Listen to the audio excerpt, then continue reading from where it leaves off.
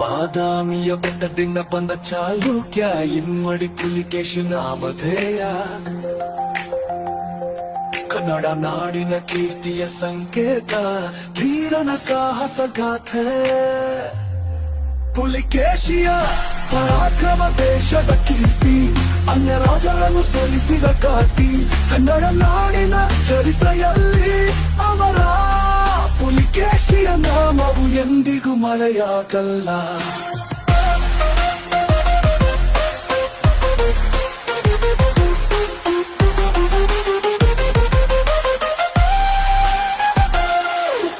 ಕತ್ತಿಯ ಬಲದಿಂದ ದೇಶವ ಕಟ್ಟಿದ, ಶತ್ರುಗಳನ್ನು ಸೋಲಿಸಿ ಭಯವನ್ನು ಹೋಗಲಾಡಿಸಿದ ನಾವಿಕರ ರಾಜನೆಂದು ಹೆಸರುವಾಸಿ.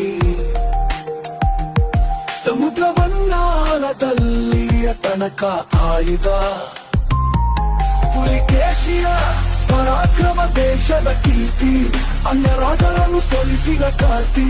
ಕನ್ನಡ ನಾಡಿನ ಚರಿತ್ರೆಯಲ್ಲಿ ಅವರ ಪುಲಿಕೇಶಿಯ ನಾಮವು ಎಂದಿಗೂ ಮರೆಯಾಗಲ್ಲ.